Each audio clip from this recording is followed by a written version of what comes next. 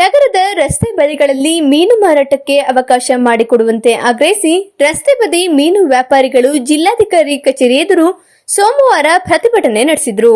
ನಗರ ಮತ್ತು ಸುತ್ತಮುತ್ತಲಿನ ಹಳ್ಳಿಗಳಲ್ಲಿ ಗಂಗಾ ಮತಕ್ಕೆ ಸೇರಿದ ನೂರಾರು ಕುಟುಂಬಗಳು ಕೆರೆ ಬೇಟೆಯಾಡಿ ಮೀನುಗಳನ್ನು ಹಾಸನ ನಗರಕ್ಕೆ ತಂದು ಬೀದಿ ಬದಿಯಲ್ಲಿ ಮಾರಾಟ ಮಾಡಿ ಜೀವನ ಸಾಗಿಸುತ್ತಿರುತ್ತೇವೆ. ಆದರೆ ಇತ್ತೀಚೆಗೆ ಕೆಲವು ಅಧಿಕಾರಿಗಳು ಬೀದಿ ಬದಿ ಮೀನು ಮಾರಾಟ ಮಾಡುತ್ತಿದ್ದ ನಮ್ಮನ್ನ ಡೆಂಗ್ಯೂ ಹೆಚ್ಚಳ ಹಿನ್ನೆಲೆಯಲ್ಲಿ ಎತ್ತಂಗಡಿ ಮಾಡುವಂತೆ ಪೀಡಿಸುತ್ತಿದ್ದು, ನಮಗೆ ವ್ಯಾಪಾರ ಮಾಡಲು ಸ್ಥಳವಿಲ್ಲದೆ ಹಾಗೂ ಮೀನು ಮಾರಾಟ ಮಾಡಿ ಜೀವನ ನಡೆಸಲು ಸಾಧ್ಯವಿಲ್ಲದೆ ನಮ್ಮ ಕುಟುಂಬಗಳು ತುಂಬಾ ಆರ್ಥಿಕ ಸಂಕಷ್ಟಕ್ಕೆ ಸಿಲುಕಿದ್ದೇವೆ ಎಂದು ತಮ್ಮ ಅಳಲನ್ನ ತೋಡಿಕೊಂಡರು.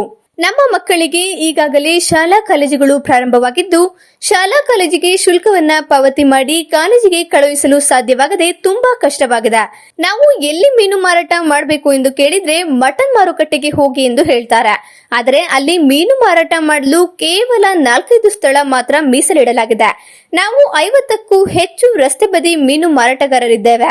ಆದ್ದರಿಂದ ಜಿಲ್ಲಾಧಿಕಾರಿ ಈ ಬಗ್ಗೆ ಗಮನ ಹರಿಸಿ ನಮ್ಮಗಳಿಗೆ ಹಾಸನದ ಬೀದಿಗಳಲ್ಲಿ ಮೀನು ಮಾರಾಟ ಮಾಡಲು ಅವಕಾಶ ಮಾಡಿಕೊಟ್ಟು ನಮ್ಮ ಕುಟುಂಬಕ್ಕೆ ಸಹಾಯ ಮಾಡಿಕೊಡಬೇಕು ಎಂದು ಒತ್ತಾಯಿಸಿ ಜಿಲ್ಲಾಡಳಿತಕ್ಕೆ ಮನವಿ ಸಲ್ಲಿಸಿದರು.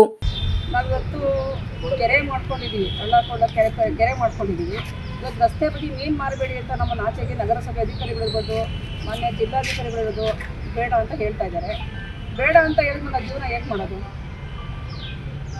ಜೀವನ ಮಾಡಬೇಕಲ್ಲ, ಯಾವ ರೀತಿ ಮಾಡಬೇಕು? ಮೀನವ್ರು ತೆಗೀರಿ ಅಂತವ್ರು ಎಲ್ಲಿಗೆ ಹೋಗಬೇಕು? ಇಲ್ಲ ಮಾರ್ಕೆಟಿಗೆ ಹೋಗಿ ಅಂತಾರೆ. ಮಾರ್ಕೆಟ್ನಲ್ಲಿ ಅಂತ ವ್ಯವಸ್ಥೆ ಏನಿಲ್ಲ. ಇರೋದು 4 ಅಂಗಡಿ, ನಾವೊಂದು 50ರಿಂದ 60 ಜನ ಇದ್ದೀವಿ ವ್ಯಾಪಾರ ಮಾಡಲಿಕ್ಕೆ.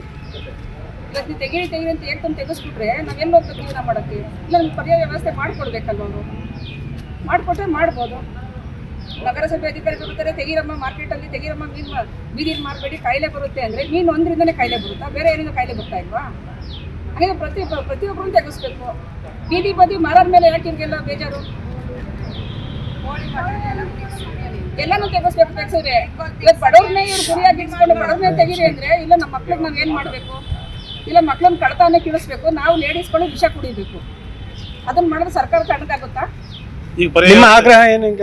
ನಮಗೆ ಇವತ್ತು ಪರ್ಯಾಯ ವ್ಯವಸ್ಥೆ ಮಾಡ್ಕೊಬೇಕು. ನಮ್ಗೆ ವ್ಯಾಪಾರ ಮಾಡಕ್ಕೆ ಅವಕಾಶ ಮಾಡಿಕೊಡಿ.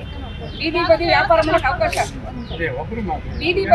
ಮಾಡಕ್ಕೆ ಅವಕಾಶ ಮಾಡಿ. ಇಲ್ಲ ನಮಗೆ ಪರ್ಯಾಯ ವ್ಯವಸ್ಥೆ ಮಾಡಿಕೊಡಿ, ಒಳ್ಳೆ ಸೂಕ್ತವಾದ ಜಾಗ ಕೊಡಿ ಅಂತ ನಾವು ಈ ಮೂಲಕ ಕೇಳ್ಕೊಳಕ್ಕೆ ಇಷ್ಟ. ಸ್ಥಳೀಯ ಹಾಗೂ ನಿಖರ ಸುದ್ದಿಗಾಗಿ ಸಬ್ಸ್ಕ್ರೈಬ್ ಆಗಿ ಬೇಮಾ ವಿಜಯ ಡಿಜಿಟಲ್ ಯೂಟ್ಯೂಬ್ ಚಾನೆಲ್ ಹಾಗೂ ಪಕ್ಕದಲ್ಲಿ ಕಾಣುವ ಬೆಲ್ ಐಕಾನ್ ಕ್ಲಿಕ್ ಮಾಡಿ ಕ್ಷಣ ಕ್ಷಣದ ಅಪ್ಡೇಟ್ಗಳನ್ನು ಪಡೆದುಕೊಳ್ಳಿ.